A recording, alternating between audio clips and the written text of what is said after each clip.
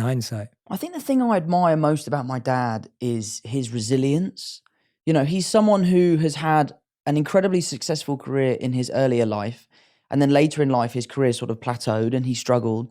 And he's never stopped. He's never given up. He's still gigging to this day. He's still writing books. He has a Patreon. He has a podcast. He's constantly grafting to get to where he wants to be.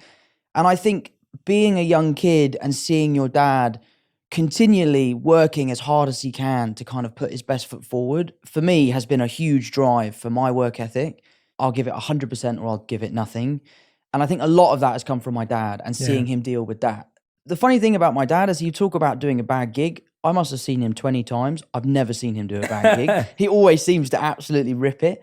But maybe that's just because we're in the audience. But no, I owe a lot to my dad, and a lot of the teachings are things he's told me and things I've just witnessed him do. Yeah. And was there ever a piece of feedback or a rumor or something you saw that did affect you, where you actually thought, well, or at least made you stop and go, God, I'm trying to see the positives, but this one's tough. Like this actually made me have to pause and figure it out? Something that did really upset me, I was in New York, I was shooting the Crowded Room, and I was having a really hard time with the job just because of how taxing it was, the emotional capacity that I was having to get to every day.